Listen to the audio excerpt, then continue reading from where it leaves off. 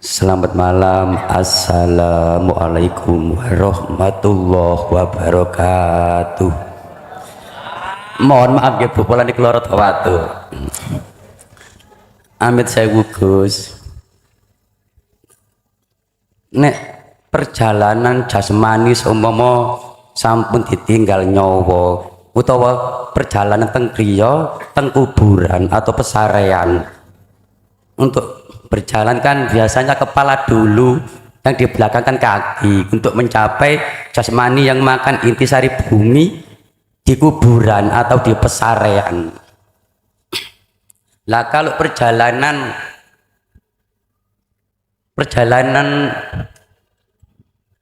bukan masalah jasmani atau ihsan belum terjadi tapi diyakini aku kepingin ibadah, itu perjalanannya dari hati, aku tak ibadah rek.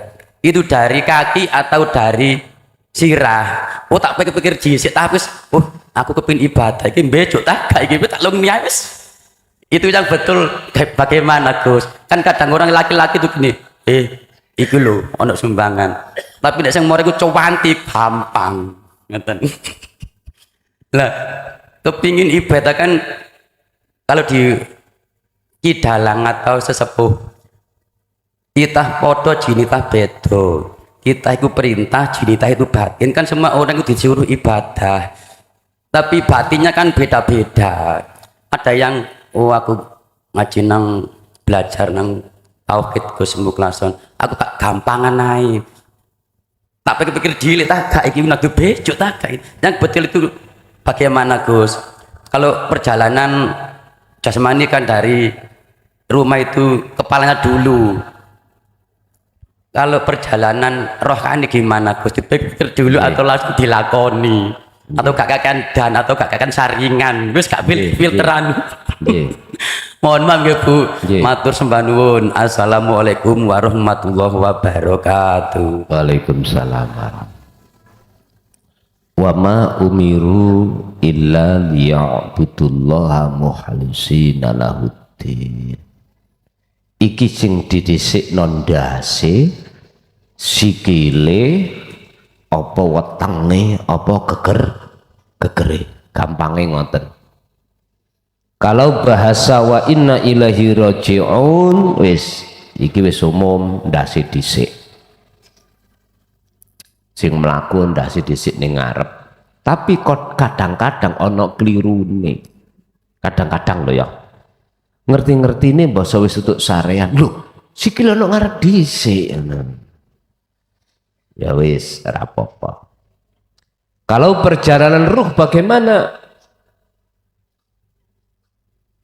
Allah sampun nerangake dalam satu ayat yang saya baca tadi, yang disebut sebagai ngibadah nyembah iku kepriben bagaimana, perilaku ruh itu bagaimana, apakah yang didahulukan seperti jasmani tadi kepala atau gimana? Bon, ini ono tuntunan di dalam surat Al-An'am juga, pemahaman maksud daripada ayat yang mengatakan inni wajjahtu wajhiya, atau dalam surat Al-Baqarah 115 fa'aina ma tuwallu fathamma wajhullah, dimanapun kau menghadap wajah roh iku pundi to Pak? Rasa niki, rasa iki sing sampean depne menyang wajah Gusti nang ndi? Ya ning ngarepmu kuwi. Pundi siku ngarep iku pundi? Etan, kulon, tengah, apa kidul? Bukan. Apa depan niki? Bukan. Depan niku mana sih? Pun. Hafidhu ala sholawah, ini perilaku daripada kita yang ada di syariat. Mentingnya ibadah nyembah itu secara fisik disebut sholat 5 waktu. Wis iki berarti madepe wong Indonesia ya arah kiblat kulon sono, sebab etan kalau Gusti Allah Sing Gusti Allah iku manggon ning kulon. Pun muring-muring dhisik. Lah tak delok-delok jenengan salat ngadep kulon terus bentak. Oh, berarti Gusti Allah iku ana kulon rek ngoten. Loro, kalau kita bicara ayat ini ada terusnya wassolatil wusta, penyembahan ruhaniyah. Wusta iku tengah, tengah iku yo gak lor, gak kidul, gak etan, gak kulon, gak ndukur, gak nisor. Bahasa tengah iku sudah nggak menyebut arah, juga nggak menyebut kepala, kaki, tangan, enggak. Bahasa tengah niku bahasa kinayah yang artinya adalah diam. Oh, nek diam berarti dzikir mana yang diam? Yang dikatakan bila suarin wa kalamin wa ismin, tanpa suara, tanpa nama, tanpa sifat, tanpa zat. Ternyata jawabannya adalah di dzikir sirul asrar. Di situ kita dididik, diarahkan supaya hati senantiasa sesering mungkin merasakan kehadiran wujud Gusti. Urip itu hidup baik di dalam dan di luar jenengan. Ya niki sing dimaksud jenengan ini wajah tuat. Iya. Jadi pertanyaan apakah sing didahulukan kepala atau kaki? Pak, wajah roh iku rasa. Ya iki sampeyan dhisikno rasa iki. Rasa iki madhep, akhirnya kita dimasukkan Allah di dalam yang namanya maqam muraqabah. Artinya di dalam hati sampean ada perasaan, ada rasa bahwasanya Allah itu dekat. Dekat loh ini. Allah itu dekat. Tapi masih ada dua. Ada yang menggerakkan, ada yang digerakkan. Ada yang melihat, ada yang dilihat. Lah, teruskan proses sampai ini menuju alam berikutnya, yaitu alam fana. Alam di mana seluruh apapun yang disebut sebagai selain yang tidak bisa kita lihat tadi, itu semuanya lepas, nggak ada. Laksana jagung iki, nek sampen wis muncul wite jagung, sampen doleilah nyun sewu biji kacang,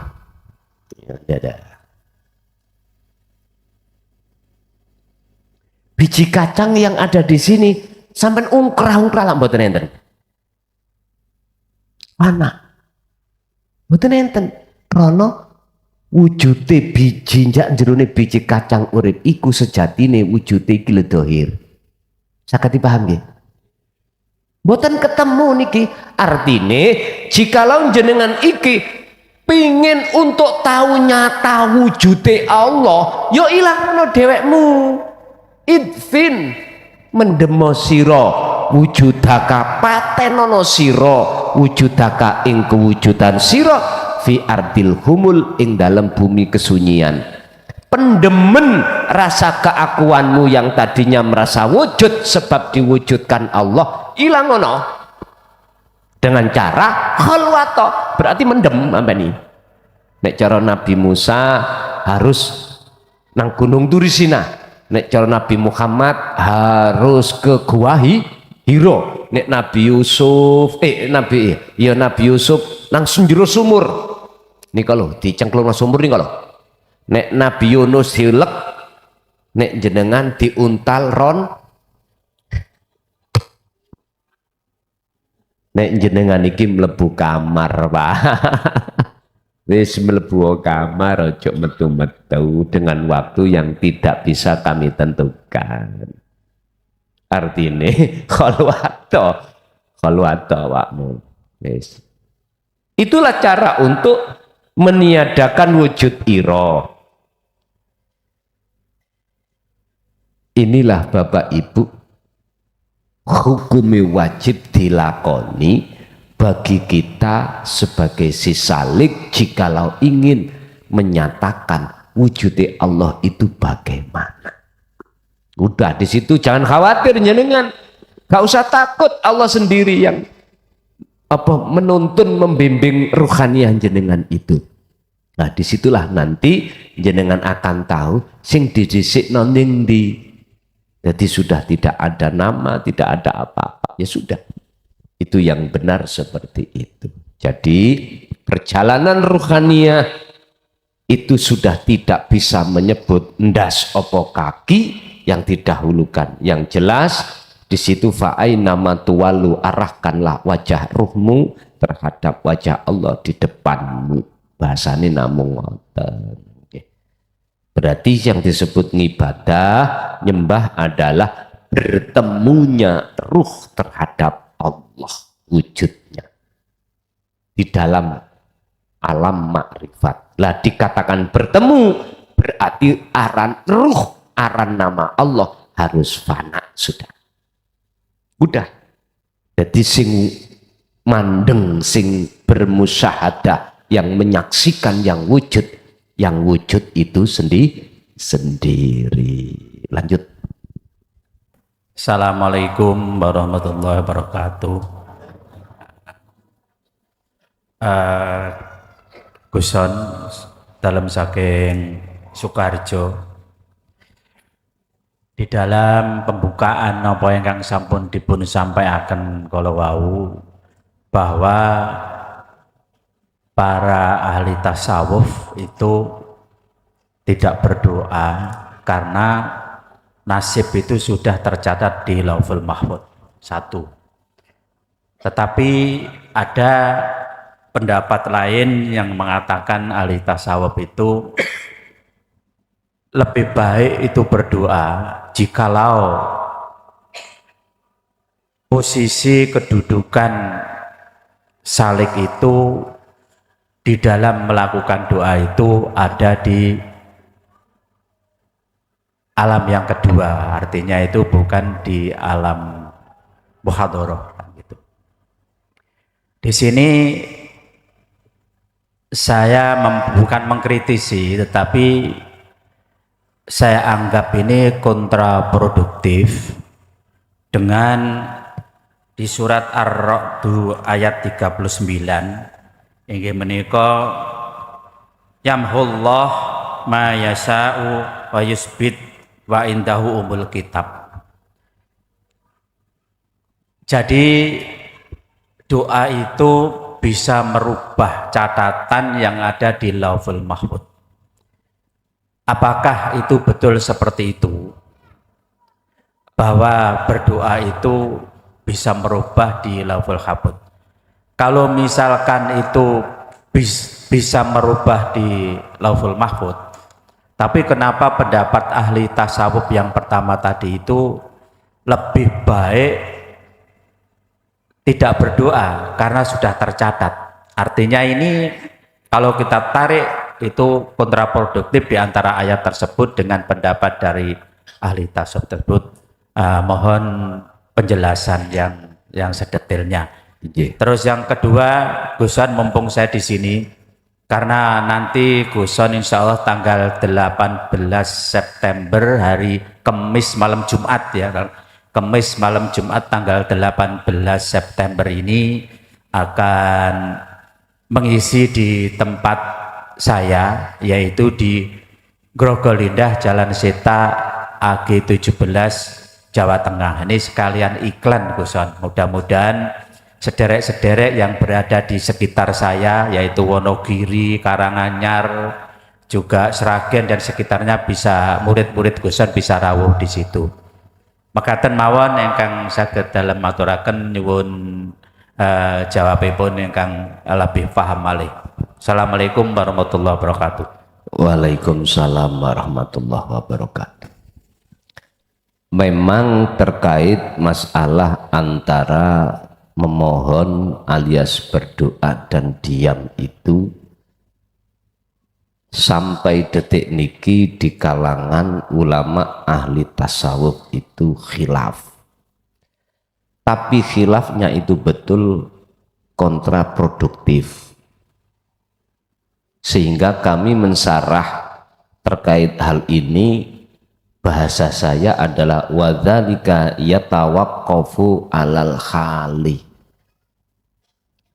Pendapat kami itu jawabannya tidak berdoa atau berdoa, diam atau berdoa enggak, tapi jawaban saya adalah yatawaqqafu alal khali, tergantung keadaan. Keadaannya itu kita ditaruh di mana oleh Allah tiap saat dan waktu. Kalau keadaannya itu harus bersyariat, ya harus berdoa. Gitu. Hati pendapat kami ya tawaqqafu alal khalah. Temriku. Aku yoga nyalahno sing doa, yoga nyalahno sing meneng. Ngoten niki. Jadi tergantung keadaan. Niki sarah saya berkata seperti itu. Artinya jikalau berdoa betul harus berdoa. Jikalau diam betul itu loh, berarti lah gak punya pendirian. Nah, oh cari sapa ngeten loh. Makanya tadi saya katakan tatkala situasinya dihadapkan Allah harus berdoa supaya tidak ada kontradiksi terhadap hukum syariat, berdoalah. Tapi dengan catatan hatimu harus duduk di akhirat. Ruhaniyahmu harus di akhirat. Sehingga tidak ada istilah karena siapa-siapa. Jadi disebut sebagai lillahi ta'ala di situ. Berarti larangan jikalau hati ini duduk di alam dunia, larangan nggak boleh. Maksud saya.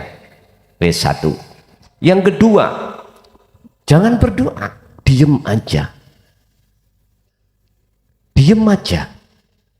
Karena diammu itu sudah menunjukkan bahwasanya qad yadulullah, Allah sudah memberikan tahu bahwasanya kok minta atau enggak kau minta, tatkala di zaman azali itu enggak ada, ya enggak muncul. Kok jaluk atau enggak kok jaluk, kalau enggak ada ketetapan kau nikah sampai dobol gak duwe bojo. Lho ngoten lho gampangane. Paham nggih? Tapi bagaimana caranya ketika Anda berdoa terus hati jenengan duduk di akhirat, akhirnya doamu itu bukan doa. Doamu itu wujudnya ketetapan yang ada di akhirat. Sik dereng mudeng. Ngeten lho dulur. Kemarin itu sudah saya katakan entah makalah berapa ngeten. Ulama ahli tasawuf artinya sudah makrifat ini ketika berdoa. Doa niki sudah nggak ada kaitannya atau sudah nggak ada bedanya dengan apa ketetapan Allah zaman azali. Perkara ketetapan Allah di zaman azali iki datangnya lebih dahulu. Doa atau ikhtiar datangnya itu baru. Ngoten nggih. Bagi beliau itu nyatane baru ya, nyatane lama iku wujudnya yaiku bagi beliau. Jadi la farqa bainahuma, antara yang baru dengan yang lama itu sudah nggak ada bedanya. Tapi bagi kita yang masih ada di syariat, Pak, mesti ono bedone. Karena kelas kita masih ada dua. Sehingga kita akan mengatakan andai kata aku tidak berdoa, andai kata aku tidak ikhtiar, andai kata aku tidak berupaya berusaha, maka tidak akan mungkin Allah kasih. Wonten dalile wonten. Gusti Allah tidak akan mengubah nasib sebuah kaum jikalau kaum itu tidak akan merubah dirinya. Loh iki berhubung kita tidak bisa melihat di dalam kaum diri itu adalah Allah yang menganggapnya diri kita.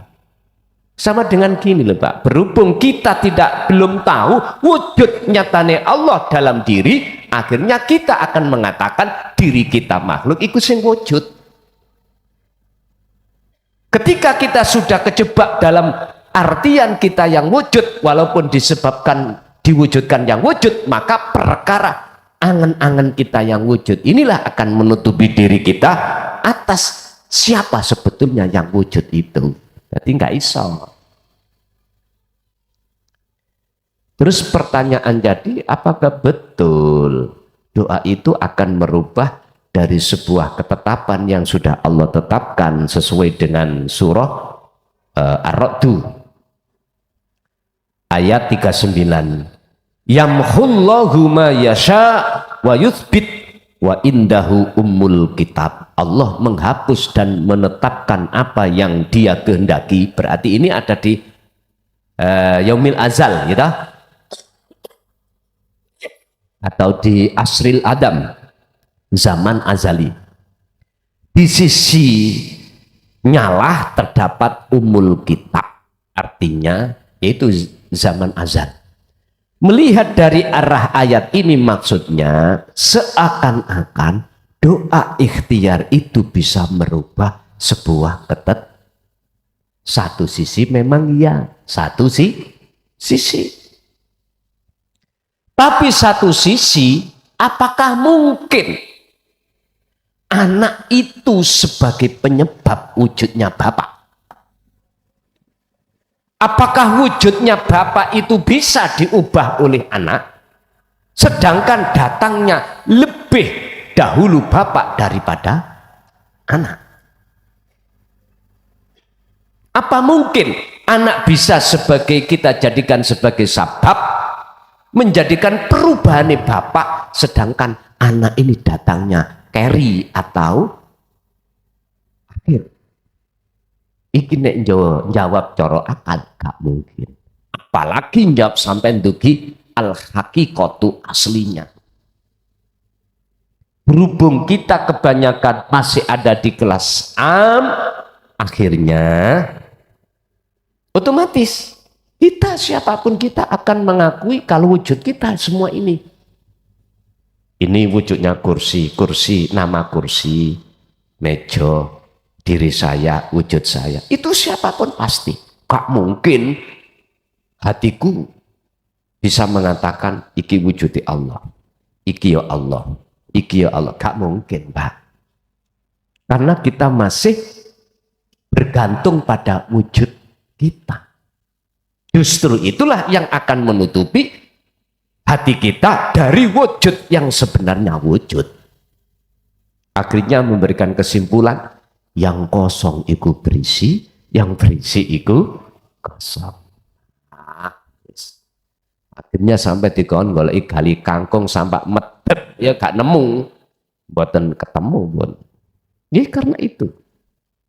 Jadi miturut kacamata syariat, saya jawab lewat surat Ar-Ra'd ini, seakan-akan doa itu bisa merubah nasib. Karena kita masih memandang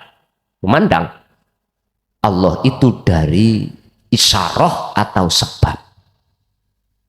Dasarnya ada, Qur'ane ya ono. Wis.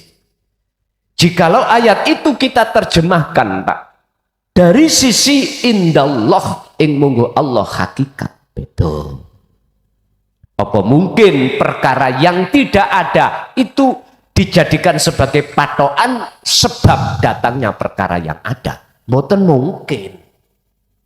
Mboten saged niku. Lah terus bagaimana? Makanya di dalam ayat ini terakhir kan ditutup ngeten. Wa indahu lan iku ing ngersane Gusti Allah ummul kitabi utawi ana mboke kitab. Artinya apa? Di sini dikatakan di situ terdapat kitab yang Allah letakkan di Lauhil Mahfuz. Ini maksudnya zaman azali. Ini ketetapan. Sehingga ayat kalimah yang berikutnya ini mengkanter ayat yang kalimat yang awal. Nek kalimat yang awal kan mengatakan dari sisi syariat seakan-akan yang namanya ketetapan Allah itu bisa dirubah dengan doa ikhtiar. Contoh logika Pak nyun sewu. Niki benar, saya katakan benar. Ing munggo pendapat syariat. Weteng kuluwe Pak ngene. Wis. Nek aku pasrah ae, nasi di depan itu enggak saya angkat. Ya luwe terus. Lah ngoten nggih. Jadi harus ada ikhtiar usaha kita bangun dan kita mengambil dan memakan. Oleh karena di dalam hatiku itu mengakukan diriku ini yang ada, otomatis inilah yang menjadikan alasan saya ikhtiar itu bisa merubah keadaan. Tapi gak dilihat siapa di balik saya. Paham gak? Kalau kita mau melihat di balik klason itu sopo, gak mungkin klason makhluk iku iso obah dhewe ngambil iki mau. Ndak bisa. Karena sifatnya klason iku la haula wala quwata. Oleh sebab kita itu tidak bisa hati memandang dan bersaksi siapa di balik klason, akhirnya munculnya kalimah ikhtiar lan usaha. Akhirnya secara akal iya bener, kalau tidak aku ikhtiar ngangkat nasi memakan ya mesti ae gak warak wetengku. Akhirnya ini kita jadikan sebagai dalil dan patokan, bahkan sebagai keimanan Allah akan merubah nasib sebuah kaum. Ini akhirnya dalilin jikalau kaum itu tidak mau merubah dirinya sendiri. Kejebak kita dalam sebuah kalimat yang kita itu enggak tahu makhlus syahid, inti daripada maksud itu gimana. Makanya pendapat pandangan golongan kita yang ada di syar'i dan di hakiki itu enggak sama Pak. Kalau golongan ahli tahqiq atau ahli makrifat memandangnya itu mandang hidupnya dengan ainul basiroh. Kalau kita sebagai golongan syar'i memandangnya adalah jasmani dengan mata dohir. Akhirnya mata hati ikut apa kata mata dohir. Kalau orang hakiki memakai mata batin, lalu mata dohir ngikut mata batin. Mata batin berhubung ngomong Allah, dohir ngomong oh ya wujud Allah, dohir ya kowe. Bisa cetok. Sehingga kalau boleh saya ringkas, tergantung kita posisinya di mana. Kalau posisi kita itu memakai ainul basiroh, ya mboten saged namanya ketetapan itu dirubah oleh doa atau ikhtiar. Pertama. Kedua, bukan ikhtiar usaha itu yang merubah satu ketetapan. Boten. Bagi ahli zuhud itu karena doa atau ikhtiar itu sudah perilakunya Allah.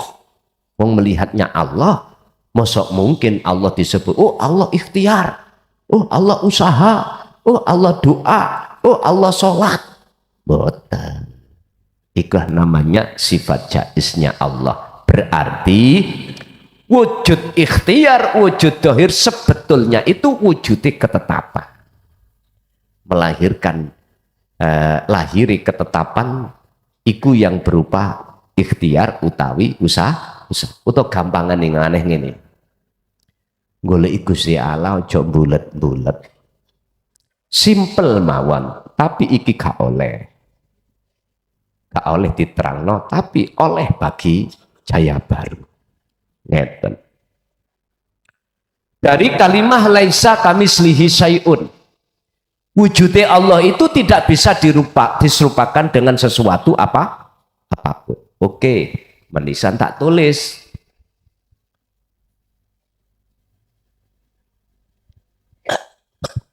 Nek sik panggah tetep gak paham. Misalnya ya jenengan. Iku berarti cara wong iki njak dikawaploki. Gregeten aku. Wis anggapan bunder iki tutuk endok lho ya. Sesuatu yang kami selihi sayun. Iki melahirkan Pak, melahirkan nama. Muncul nama, namanya hayat. Hidup. Di dalam nama itu ada sesuatu. Ya sing ora bisa tak sebut mang lho ya. Oke. Kita ngomong hayat iku sik remeng-remeng. Ibarate ndoke petik seret. Ning kene wonten las, Pak. Las. Las iku ora bisa sampean lihat dengan mata telanjang. Jikalau tidak memakai alat. Betul saged. Lah sak jerun ketika sudah sampean lihat di dalam telur itu, nek mbok biyen kula niku digengken mbok niku ngeten Pak. Nek ndoke pitik iku wis dingkremi 7 dina, kula digengken rawang. Nanggone genteng wonten srengenge. Nek ana lase dikon nglebokno maneh nang petengi pitik dingkremi. Nek gak ana dilebokno nang wajan. Ketinggal Pak. Nggih ditadar leres. Daripada kon wis bungker buak ya tah, mending dimanfaatno ngono pertimbangan. Nek ana lase. Oke, las ini bisa kita lihat, tapi sak jerone las iku gak iso kita lihat dengan mata. Itulah namanya hidup. Ketong nggih? Oke, melahirkanlah hidup lagi dengan nama baru yaitu Nur Muhammad. Orang tasawuf mengatakan Nur Muhammad itu siapa? Wiji kang dumadi salebeti urip. Ya las iku yang bersemayam di dalam hidup yang tidak bisa kita lihat tadi. Padahal yang tidak bisa kita lihat iku wujudi Allah. Pun tak genah namanya. Akhirnya muncul nama lagi namanya ruh. Ruh wa nafakhtu dan kutiupkan ruhku. Iku bahasane wujuding Allah iki, mohon maaf, akan jenengan lihat dalam diri Anda. Syariatnya kesebut roh. Roh iku ditiupno nanggone jasmani, ya. Ditiupno jasmani. Oke. Gabungi roh dengan jasmani akhirnya disebut insan. Manungso. Wis. Sempurna kata sampean ngeten iki. Iki sebetulnya proses innalillahi atau sangkan nanti paraning dumati. Kuncine apa ajaran sangkan paraning dumati? Intinya adalah manunggaling kawula kelawan artine manunggaling kawula iki proses perjalanan wa inna ilahi rojiun sampai terhadap niki lho sing gak iso disebut wau. Ini disebut nek coro ilmu sejati disebut sebagai meditasi. Atau bahasa kita disebut kholwat. Apa tarkib definisi daripada kholwat meditasi adalah yakfur bitawud wa yu'min billah. Pembersihan nama-nama mulai hayat, Nur Muhammad, ruh, insanul kamil iku harus fana semuanya. Harus hilang carane ibarat jagung tanduran dulur. Pendemen yang lemah. Jenengan keakuan sampean yang wujud makhluk ini kudu sampean pendem ning bumi humul. Bumi kesunyian berarti wajib kholwat atau meditasi. Tujuan pertama itu. Tujuan kedua meditasi atau kholwat adalah wa yu'min billah. Setelah pembersihan itu sudah selesai, yu'min billah ketemu Allah. Bertemu Allah. Dalam bahasa dulur-dulurku yang ada ilmu sejati, mencapai kesadaran mutlak bahwasanya masih wallah la maujudan. Perkara selain daripada Allah sing tidak bisa disebut tadi la maujudan, itu enggak ada. Itu nek bahasa Rasul yaitu disebut sidratun muntaha. Sidrat, kesadaran dengan penuh al-muntaha, bahwasanya yang wujud cuman aku. Umpama sesuatu yang tidak bisa disebut tadi dipaksa unekno, akhirnya keluarannya itu surat Toha ayat 14 disebut anak ingsun, aku. Ini wujudnya.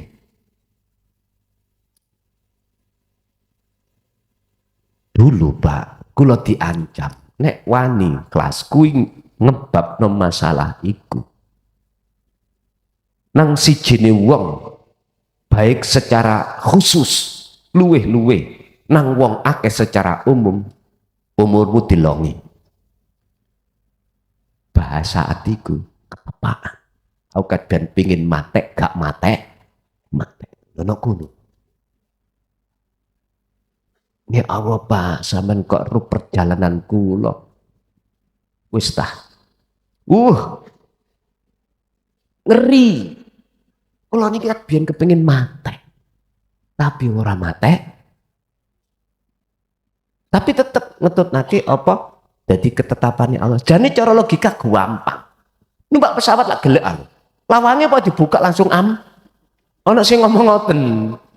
Gus, lah apa? Nek ben mate gak cepet-cepet gampang. Teoriku apa? Nang juga tampar. Wis nang peneret langsung gantung ngolak mate. Mungkin jenengan pingin, padahal ini sudah saya berikan kisah. Abahipun Syekh Abdul Qadir Jilani kan ngoten. Cukup na wayangku nduk, aku ndek wayang nduk. Ning kamar tak dudune men, wayang. Nang bunyai, ibu-ibu nang bunyai, cukup nih wayangku ning kamar, tak dudune. Sampai nangone bunyai wayangi pundi ngene ya. Nah.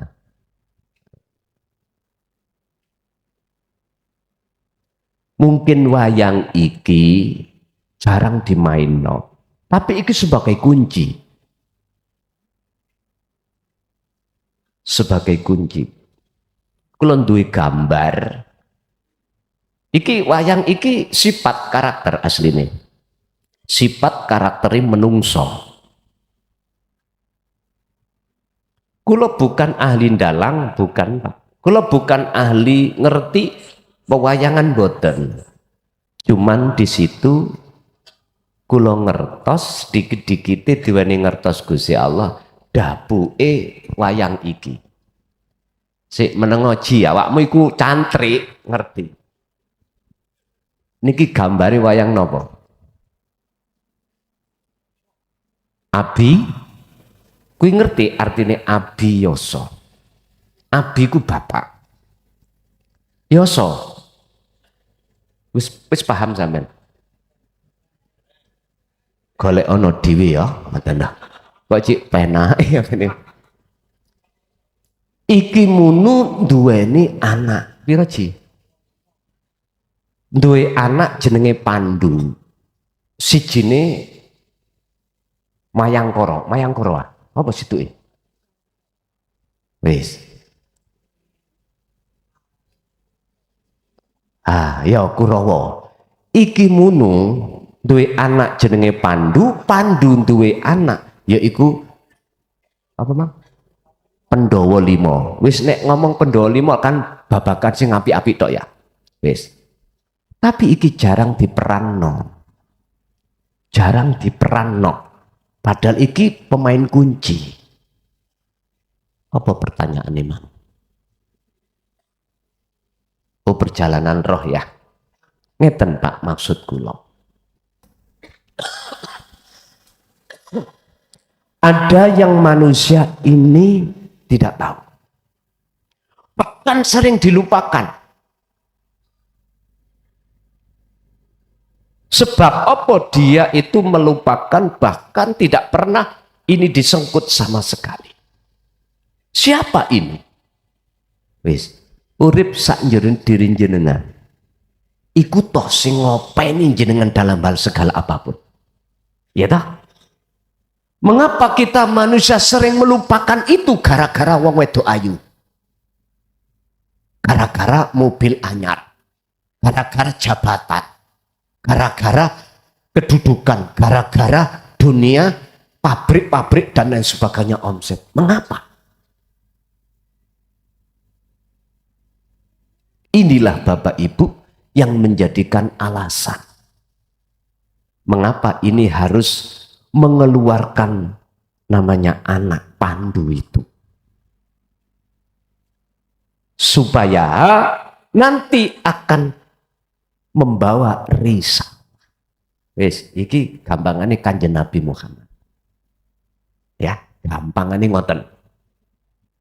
Mengapa harus ada tabi'ina solihin sebagai penerus daripada ajaran ini?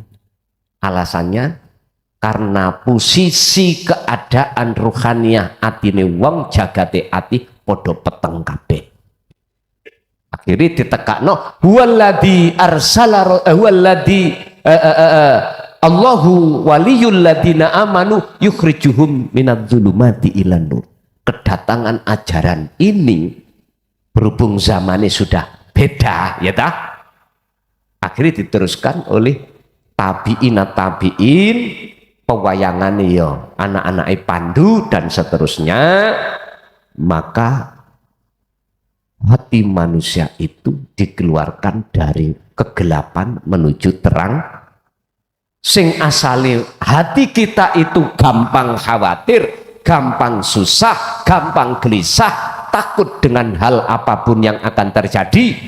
Akhirnya hati itu kepanggonan kegelapan itu dirubah, direvolusi menjadi hati yang tenang, hati yang tidak mudah gelisah, karena posisi roh itu bersemayam di dalam alam kelanggengan.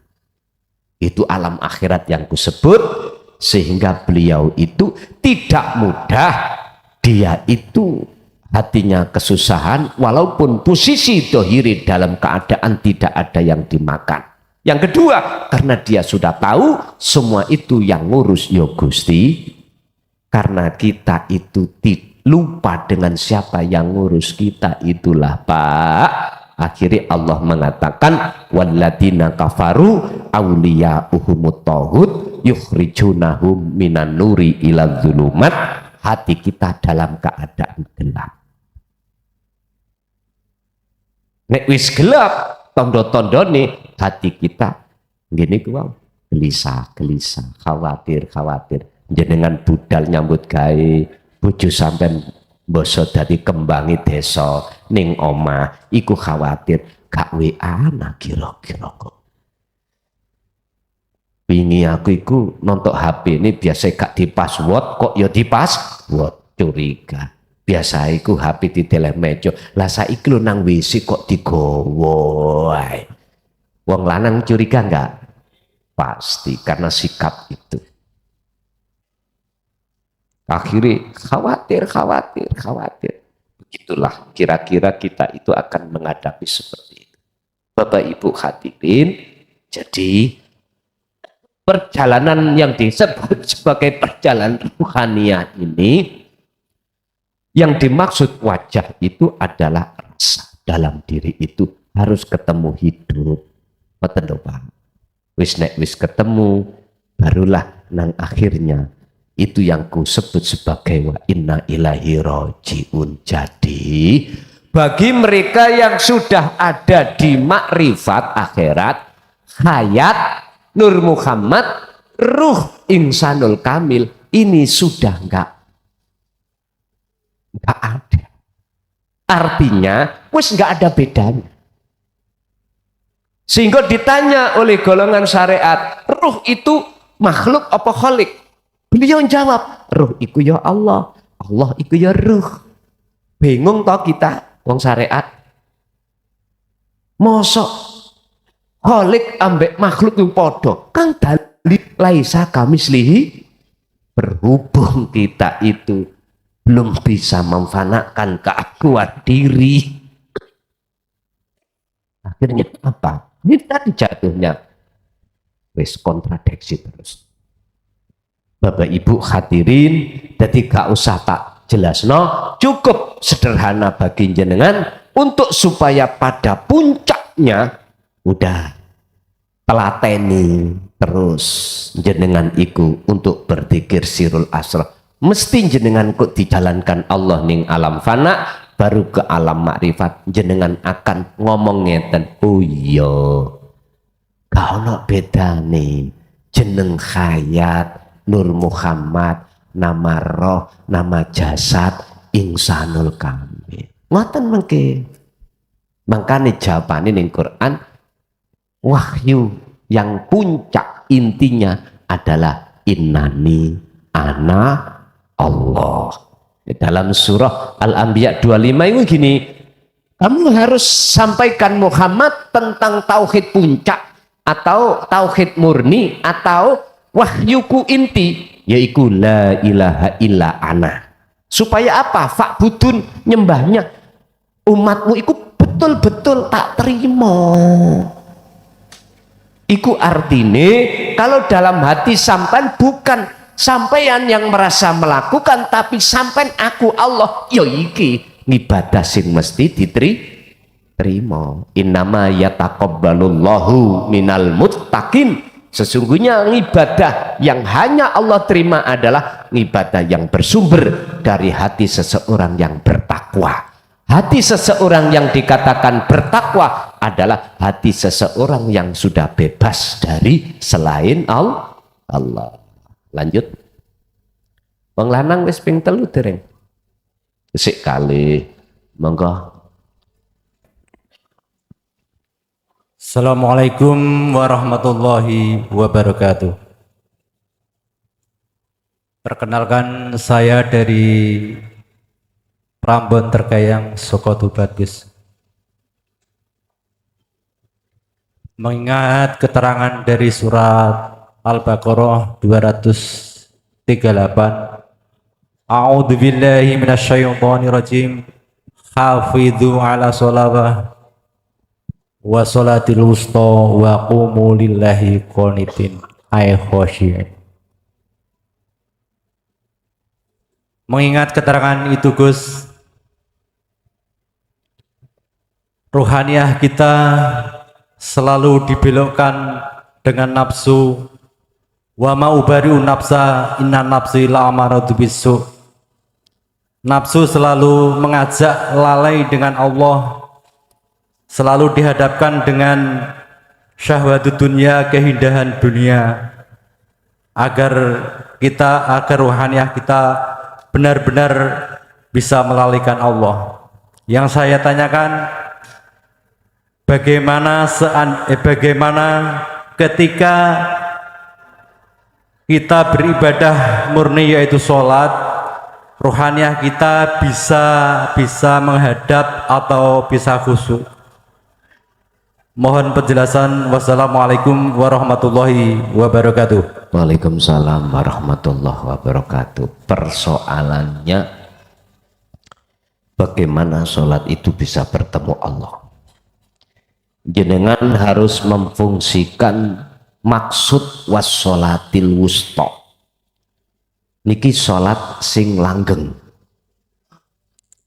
Niki ngibadah sholat perilaku yang dilakukan oleh ruhaniah.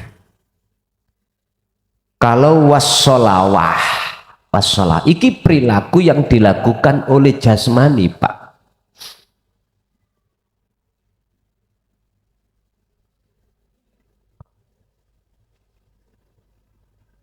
As-sholawah ini ya.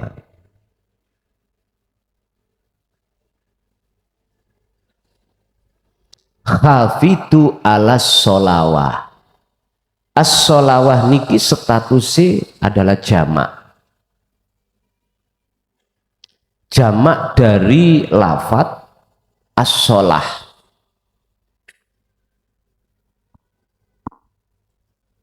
Dikatakan jamak di situ adalah as-sholatul maktubah, sholat yang diwajibkan secara syariah 5. Dikatakan jamak karena ada 5. zuhur, asar, maghrib, isya, subuh. Ini perilaku yang dilakukan oleh jasmani. Padahal disebut manusia itu tidak hanya jasmani tapi juga rohani. Niki perilaku jasmani. Ada di sini wassolati wusta.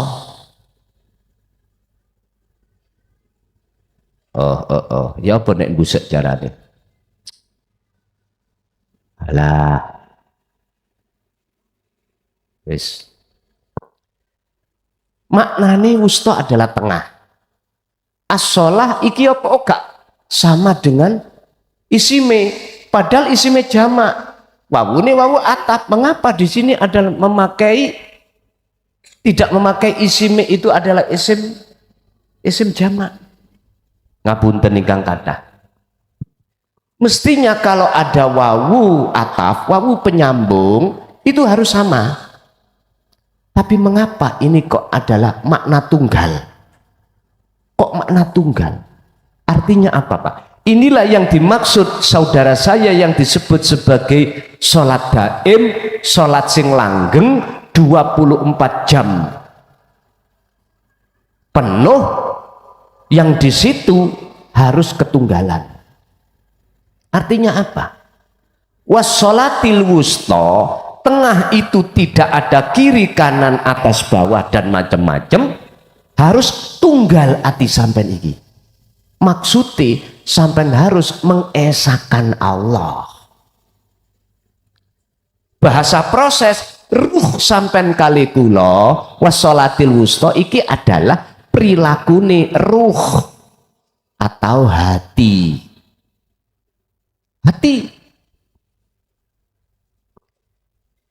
Lah posisine hati kemana? Makanya kanjeng Nabi Ibrahim memberikan contoh, ini wajah tuasi, harus menghadap kepada hidup. Berarti ruh ini bisa nih sholat iku bisa khusyuk jenengan, ruh ini harus ikut sholat, teman-teman.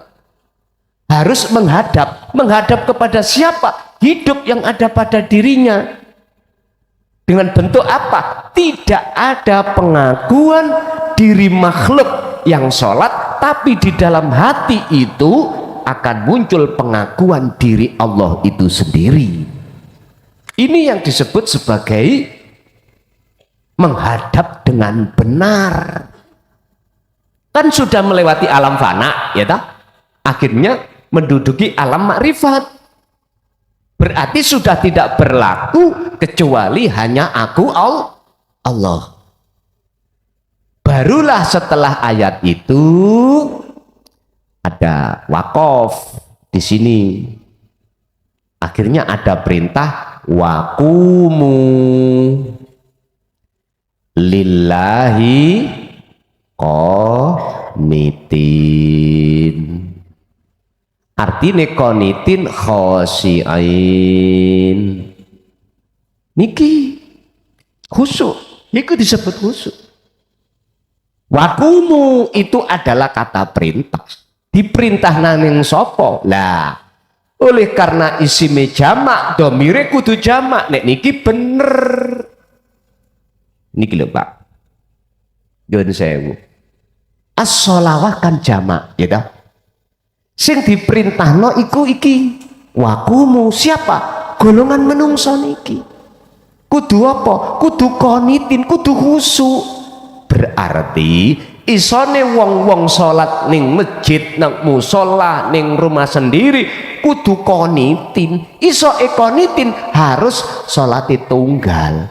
Roh iki melok sholat, sholati roh isone bisa sholat madhep dengan bener, kembali maneh kudu nrimo ajaran ilmu tau. Wis kuncine mbaulet ning kono. Berhubung kuncine ilmu tauhid niki le, ajarane abiyasa, ngapunten, ajare Kanjeng Nabi ya.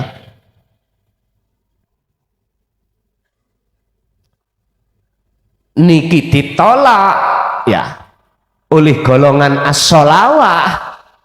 Ya apa oleh sok khosiin, telek.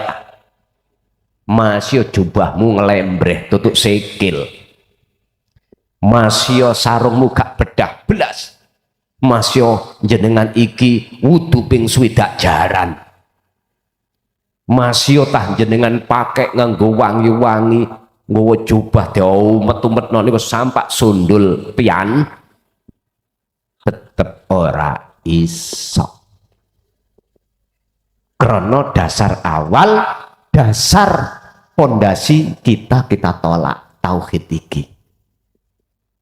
Walladzi arsala rasulahu bil huda wa dinil haq, aidinu tauhid kita tolak.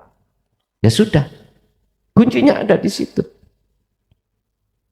Lewat surat Al-Baqarah 238, kuncinya jenengan iki bisa khusyuk harus niki wau rimo ilmu tauhid, karena hanya di dalam ilmu tawhid inilah akan diajarkan bagaimana cara ruh itu masuk menghadap kepada Allah dengan benar. Mekaten sekilas info. Ibu mungkin ada?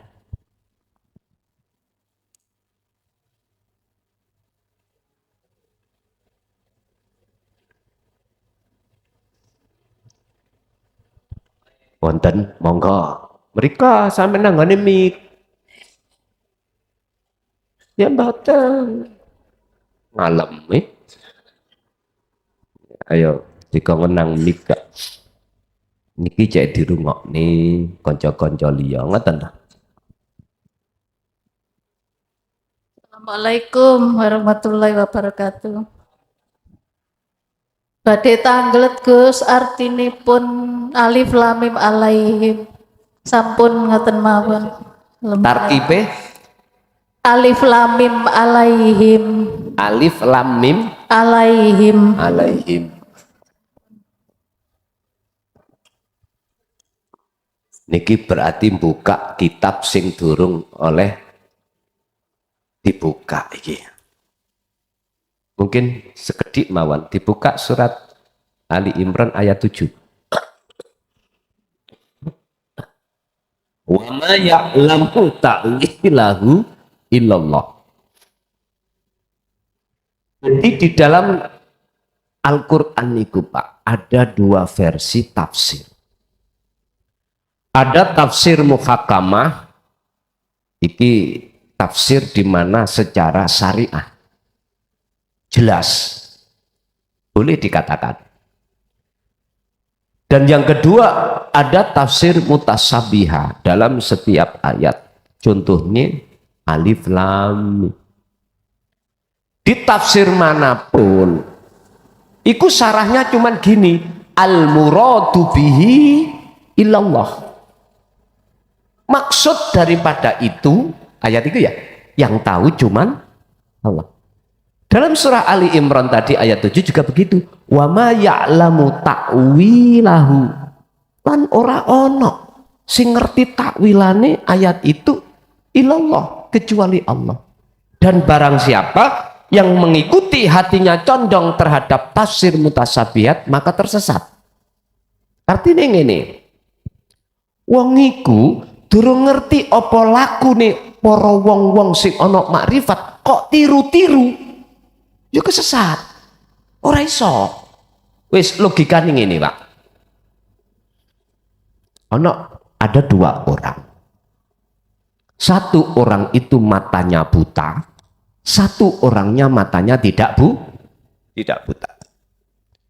Yang tidak buta ngomong, si A itu sing buta, si B tidak buta. Si B ngomong, si A nang pasar itu gampang, melaku ngetan terus laku ngalor.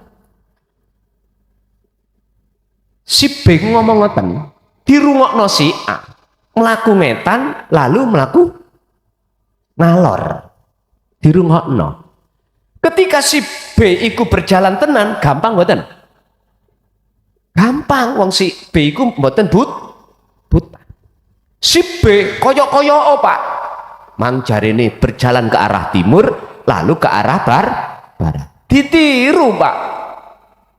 Ya jajalan dhewe. Saged ndugi? Nggih niku sing dimaksud Bagi orang-orang yang mengikuti condong terhadap tafsir mutasabihat, sedangkan dirinya tidak paham di situ, maka tersesatlah. Nggak nyampe dugi pasar. Bisa. Mestinya si A ini tindakan langkah yang dilakukan adalah bagaimana mata yang asalnya itu buta tidak buta. Biar dia tidak mengalami kegelapan. Seperti B tadi sudah tidak mengalami kegelapan karena matanya tidak buta. Alif lam mim. Makanya tafsir manapun yang bersifatkan muhakamah, apakah Jalalain, apakah tafsir Ibnu Katsir, tafsir Mundir, semuanya kalau buka niku al muradu bihi illallah. Enggak ada yang tahu kecuali Allah. Jangan khawatir Bu, mengki kula tulis. Tapi tak duduno titik ae. Tak titik lho ya. Titik. Wake gak apa-apa enak men. Wis dikei titik gak matur suwun, gak apa-apa. Ngeten dulur. Di situ meliputi 3 huruf. Di pulpen memang bah menisan. Gak lali siswa tak tulis kok. Alif lam. Sampai kudu curiga ya. Hati sampai kudu curiga. Apa kok alif lam? Lam dengan alif itu kok pisah. Terus kok malah lam iku gandeng ambek mim. Ngeten. Kebanyakan menungso iku ada jarak terhadap Allah. Padahal Allah itu enggak pernah menjarakkan terhadap jenengan. Apa menjarakkan? Memberi batas. Boten. Bukti nyun sewu. Jenengan turu ya diturokno, bangun ya dibangun, bangun. Jawab sampean ya apa? Ngeten. Aku turu sebab ngantuk. Wis gak ono atiku condong klik nang Allah boten. Tangi yang ngono ya sebab aku beker. Gitu? Wis tah. Aslinya Allah itu nggak pernah membuat jarak terhadap kita, cuman kita sendiri yang membuat jarak. Lho ngono kok sampean kali kula niki pengin dadi kekasih Allah telek. Makanya dengan ajaran Rasulullah ini yang disampaikan ini, sekalipun jenengan belum pernah zamani Rasulullah, itu jangan khawatir jenengan iki wis ketemu. Kan ono ning ngene YouTube, Gus gak sah Gus ngaji ning YouTube gak ketemu jenengan iku. Jare sapa? Kurang adoh nang Kanjeng Nabi ta. Ya ta? Jenengan lho gak zamane. Berarti ulama-ulama saiki berhubung gak zamane Kanjeng Nabi, ilmune gak sah. Wis munahe nek ngono. Isok bawan, nek gak ketemu wonge padha gurune setan. Cuk. Kok cik nemene sih jenengan iki? Dangkale kok cik nemene, aja moyo ngono. Kebablasan Didik ya. Ya ora apa-apa, guyon niku wau. Ngene kok komentar, wis ngaji baban, sasa wis mesu-mesu. Wis babano Pak nyun sewu. Jenengan kali kula sugih melarat, duwe jabatan utawa ora, duwe pengaruh utawa ora, akhirnya sedaya bongkok. Apa sing diandalno? Iya, apa sing digonggongno? Alah, jenengan sing dipangkat bintang. Aku lho bintang 7 malahan. Nah, itu puyer gitu. Toh semuanya kita tinggalkan Pak. Lalapo awak di waktu diamanai terus dolim nanggone Gusti Allah iku piye ketemu piye. Bapak Ibu hadirin rahimakumullah. Mengapa mim iku mau kok ya harus gandeng ambek lam? Niki ya ono maksud tersendiri, Pak. Maksud sendiri. Berhubung aku mau ngomongi wis titik ae sesuk tam ya wis titik ae. Istilah bahasa alif itu adalah Allah, lam ada al-insan, mim itu Allah, jenengan harus diam dari persoalan apa yang sudah Allah tetapkan di dalam alif itu. Weh, jelas. Engkau lebih diurai nek wis tak tulis, ngoten mawon, bingung-bingungnya. Nggih, Ibu lagi ada, nek ada lo ya, monggo Bu. Assalamualaikum warahmatullahi wabarakatuh. Matur sembah nuwun Gus dalem Bu Susi saking Besuki Situbondo. Sejatosipun dalem dereng wantun menyampaikan sesuatu di forum jamaah ini. Maka dari itu dalem nyuwun izin menawi dipun parengaken dalam ingin menghadap panjenengan untuk menyampaikan sesuatu itu yang saya peroleh dari boleh dikatakan guru saya. Dipun parengaken Gus sekedap. Matur sembah nuwun. Wassalamualaikum warahmatullahi wabarakatuh. Waalaikumsalam warahmatullahi wabarakatuh. Monggo, karena memang jadwalnya saya harus bertemu jamaah hari Sabtu setiap habis ngaji. Yes, monggo. Kan sampun kula sampaikan jauh sebelumnya itu, Bapak Ibu, mulai 1 Rejab tahun 2025 kami berhenti untuk beat secara face to face ini lagi. Tidak sama dengan sebelum 2025. Nggak sama. Dan juga pihak WA atau telepon kami kurangi semuanya itu. Makanya jenengan sing WA tanya belum sampai dijawab, saya mohon maaf. Sebab awal dulu sudah kami sampaikan. Terus kami tidak bisa ditemui kecuali hanya hari Sabtu setiap habis ngaji Isak ngeten iki. Semuanya nggih mohon maaf dulu, dimaklumi karena kami masih di dalam masa menulis kitab awal dan kitab akhir. Sudah saya launching. Kitab awal meliputi 4 juz. Juz awal itu kitab awal meliputi 1, 2, 3, 4. 4 ini adalah sarah hikam ini. Yang sarah hikam ini khusus dari Pondok Jaya Baru dengan lugat bahasa yang paling sederhana dengan maksud dan tujuan untuk mudah dipahami oleh segenap masyarakat awam. Sehingga dulur-dulurku nening syariat iku bisa menerima dan ada itikat untuk meningkatkan mutu ibadahnya, tidak hanya berpatokan hanya syariat saja, biar juga berpatokan secara hakikat. Bahasa surat Al-Baqarah biar enggak jasmaniyah saja yang sholat, tapi rohaniyahnya juga menghadap pada Allah. Terus kitab akhir itu hanya meliputi 30 juz yang kami sebut kitab Al-Qur'anul Qadim. Sing kitab iki nang sak donya dereng ditulis.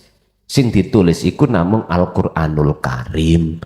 Lah wujude Al-Qur'anul Qadim iku Al-Qur'anul Karim iki, ngoten lho asline.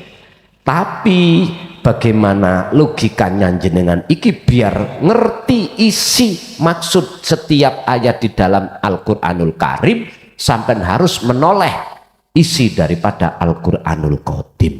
Ibaratnya ngeten, aku kok ujuk-ujuk ono jagung iki ngendi ya iki? Parane tekon ndi? Dadi jenengan biar tahu asal muasal. Artine jenengan akan dididik oleh Allah asal muasal kita dari mana. Biar tahu. Kalau sudah tahu, maka akhlak istimaiyah dan akhlak ilahiyah sampai kali kula sebagai manusia di mata Allah itu tertata nanti. Ibaratnya kita itu sebelum meninggal, jasad ini meninggalkan dunia, ruh ini meninggalkan dunia. Ruh ini diajarkan mana jalan menuju akhirat. Biar ketika saat mati jenengan kali kula niki dalan sampai nuju nanggone akhirat iku ketemu dalan sing padang, mboten sing peteng. Ngoten niki. Nggih. Dadi Bu niku sampun menjadi keputusan Allah yang aku bisa nemoni jenengan jenengan iku wonten dinten Sabtu sakbare ngaos. Kecuali nggih wonten undangan sing gak iso dicegah. Niki dalam mulut niki wonten setunggal. Tapi ini Mojokerto. Kula wis mencegah tapi tetap sik dipeksa ambek Gusti Allah. Jadi wonten mengke dalam maulud ini ada undangan hari Sabtu. Saya juga gini, nanti jenengan sampai rentosi sak bari ngaji kulo. Nek gelem monggo, nek gak gelem wis kula mboten enten jadwal. Enggak ada jadwal lagi, maulid ini sudah penuh. Aku sering nolak ngoten. Makanya apa sih Pak, kula niki kok angen-angen rindu dengan bongko itu. Sebab niku wis ben mboten kerepotan dohir batin alam dunya wonten mriko asline. Nggih monggo Bu kula aturi. Nggih. Ada lagi? Ibuke kurang sitok nek wonten. Nek gak wonten tak wenehno Bapak. Mboten enten? Nggih Pak, sampean pek Pak. Oh, wonten. Oh, nggih wonten. Monggo. Assalamualaikum warahmatullahi wabarakatuh. Kula saking menganti Gus. Saya dulu ikut ngaji tuh, ngaji tauhid itu belum beneh Gus. Tasik SMA, tasik mokong-mokonge lari. Dablek-dableki jenengan. Nggih, alhamdulillah Gus. Nggih, SMA tahun pinten wong kula keluaran 9192. Menganti ku gresik nggih. Nggih, menganti. Celake beton menika Gus, kala wingi kula beton. Sak etane apa sak kilene? Kula niki mboten ngerti etan kulon Gus, ngapunten. Ngerti kula niki nek salat kula madhep kulon, tapi saya kalau sudah keluar meskipun tanya segala sesuatu ke kantor polisi, Pak, ini arahnya mau ke Londongan, beloknya ke kanan apa ke kiri gitu. Nggih. Oke, apale kiwa tengen, kiwa tengen ngoten. Nggih Gus, alhamdulillah Gus nggih. Rodi bentuh. Nggih, monggo. Lah, kula niki ketemune ngaos tauhid mulai yamonten sampai yamenten niki Gus, alhamdulillah dateng jenengan. Dadose kula pernah di BR niku dados tiang bingung pirang tahun. Mulai SMA sampai saat niki saya usia 53. Alhamdulillah gamblange ten jenengan, mangkane jenengan pun kesusu nyuwun bongko takus. Sedaya niki lho tasih boto jenengan. Saestu kula niki ngajine sampai menggila Gus ten YouTube niku. Sale kula trutukan pinten-pinten tahun niku Pak, pados ngaji tauhid niki dereng ketemu. Sampai kula niki Masya Allah pun boten cerita nggih Gus nggih panjang lebar. Cuman sekarang intinya yang saya tanyakan dulu pada waktu guru saya bilang ayat Allah sing tersurat iku Al-Qur'an dan yang tersirat itu langit bumi saisini. Ndang langit bumi saisine apa sing dilakoni awake dhewe iku ana nang Quran. Nah, saya sekarang minta kejelasannya supaya yang mantep bagaimana dan penjelasannya ngonten mawon Gus. Matur nuwun saderengipun, akhirul kalam, wassalamualaikum warahmatullahi wabarakatuh. Waalaikumsalam. Monggo sampean pirsani ning papan. Di sini ada wahyu Allah. Iki ora iso mundur meneh. Cek. Ada ayat yang bersifatkan Qur'aniyah.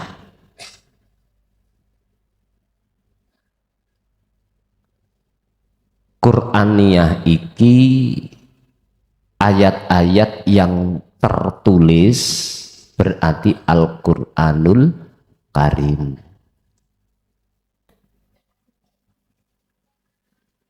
Oke. Disebut Qur'aniyah. Iki bangsa. Ayat-ayat wahyu Allah yang tertulis. Wis niki semuanya tahulah. Tertulis ning Quran niku sing sampean agem nih. Tapi ada ayat lagi yang disebut kauniyah. Kauniyah. Iki ayat-ayat yang di dalam ayat itu isine alam. Alam iki ono macam luru. Alam bumi, alam langit. Ma fis samawati wa ma fil ardi. Yaiku isine langit lan bumi yang disebut alam.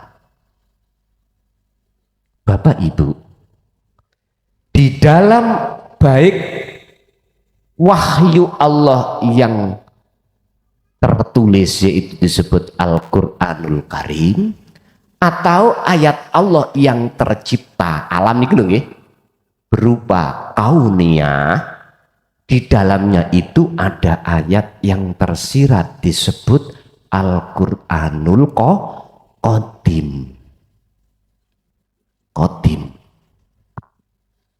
Ayat ini tanpa tinulis seperti tulisan iku, tanpa tercipta sing sampean wasi isine langit bumi iku, tapi sok diwaca. Macane mboten nganggo peningal mripat jasmani, kudu memakai peningal contoh nyun sewu ya iki macane ya apa men alif lam mim iki. Mangkane ulama ahli tafsir mengatakan al muradu bihi illallah. Sing ngerti maksudnya cuman Allah.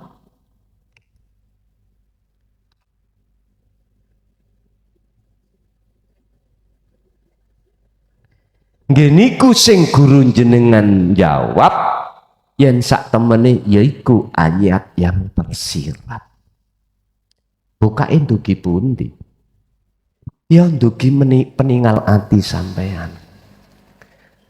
Mata hati kita yang disebut ainul basirah yang masih kegolong mata hati yang buta harus disembuhkan dulu.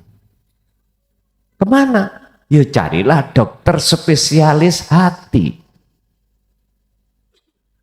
Karena obatnya ada di beliau. Sinten ulama akhirat.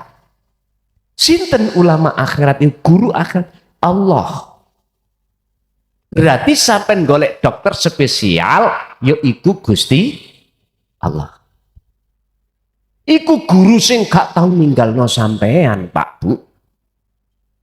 Banek sampean guru-gurumu kelason jenengan ning omah ditinggal-tinggal mek klason namanya niki. Sampean loro klason ya bakon loro, bakon waras. Jenengan duweni ekonomi kurang baik, klasone gak peduli. Jenengan ning omah turu kasur apa amben, klasone kok njegedhek. Ojo terus ngene tak takoki. Jenengan kholwat ning ndi ning pondok maksudnya ben idak sampean gampang mantu telek sing mantu iku Gusti gurumu sing ana awakmu dhewe iku nek kerasan turu nulis kaita gak merhatekno jenengan sing merhatekno jenengan yo guru akhirat yo urip ning awakmu dhewe iku sing setia nang jenengan. Sampai tidur ya ditidurkan, sampai bangun ya dibangunkan. Lapar ya dikasih makan. Napas yo dikeluarkan masuk. Kelason nggae gatel ati tok. Ngapa sampean berguru nang makhluk? Sing makhluk iku gak kekal. Pol klirune sampean. Sampeyan niku harus berguru nang guru sing gak iso mate. Guru sing gak kekal. Kan kelason wis ngomong to. Aku wis wegah ning donya pengin nang cepet bongko. Ojo golek guru iku amen iku. Lah guru sejati, guru sak temene guru sing kekal yaiku Allah, sing Allah itu enggak pernah meninggalkan jenengan. Sampeyan roh layangan. Ngerti layangan? Layangan ono kabel dawa, sampeyan rokokan, ngeneki bola. Bola iku putus. Layangane melayu mboten? Sampeyan nguber layangan apa bolae? Nek sampeyan nguber layangane bento sampeyan. Lah wong bola ning ngarep sampeyan ngelembre, mbok yo ditarik bolae layangane kenek. Lah apa adoh-adoh goleki layangan? Ya pegel sampeyan. Kula puluh eling zamane tahun 2025, kula wonten wukuf nang nggone Mina. Kula niki layangan. Wonten tiang Pakistan kalau nggak salah penggawean niku apa jenenge masak niki lho.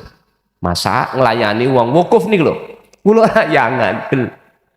Terus bahasane mriki, Pak, nyambut Pak. Mana lho gampangane? Pinjem mbek rokokan. Mboten ngertos iki bola iki, bolahe kula niku waktu niku pun senar, Pak, pun senar. Senar ngene kok ndamel gegere kota Mekah Madinah. Ono layangan ngono. Polisi padha bingung, apa maneh Madinah. Tak perikno sre, polisi nguber. Tak unggahno maneh. Gak eruh kula wonten ndukur maktab. Mbuh dikira apa ngoten. Menene kabar nang nggone anu metu. Wah wis kula mboten kula ngreken. Lah ngono iku wong Pakistan wong tiyang endi niku nguber layangane. Kira-kira 5 kilo wonten niku. Wong dawuh, kula ngene kok cek goblok se dulur bola nglembrene ngarepmu lho. Kula nggih menengahi. Akhirnya dia tanggung jawab memang nguber. Tak enteni sampah ya Allah. Teko iku mengkos-mengkos. Iki bento wis genah. Gusti Allah ning ngarepe kok ado-ado golek layangane ngoten lho. Paham nggih? Nah, dados Bu sarehne oleh karena jenengan kalih kula dereng ngertos sejatine guru akhirat iku ya wis tak maklumi. Ya. Tak maklumi jenengan ado-ado saking menganti mriki dan atau pada saat itu sampai belum ngertos pundi si ayat yang tersirat jenengan wau sanjang sampak gendeng-gendeng muter-muter ya ora apa-apa iku proses jenengan. Kula nggih tidak kalah samanya dengan jenengan lho ngoten. Semuanya itu ada prosesnya masing-masing. Jadi yang disebut wahyu yang tersirat adalah fatalaqqa Adamu mir rabbi kalimat. Wahyu yang tersirat itu ada di dalam hatimu sendiri. Bahasanya nanti wahyu yang tersirat itu bisa jadi ada di alam kauniyah atau di ayat yang tertulis Al-Quranul Karim. Untuk membedah daripada ayat yang tersirat wajib jenengan iki buka terlebih dahulu mripate ati. Sebab sing bisa maca maksude ayat tersirat adalah hati. Paham nggih? Ya sesuk nek wis dohire muncul Al-Qur'anul Qadim ya tambah luas sampean nggih. Nggih Ibu sampun ping 3, Bapak ping 3 nggih. Mungkin nek wonten melih nggih dicegah dulu besok kita ketemu melih. Ngoten lho. Pun awal sampai akhir pun monggo kita tutup dengan doa mandar sedaya napa ingkang sampun den paringke Allah dalu niki dados ilmu ingkang manfaat. Al-Fatihah.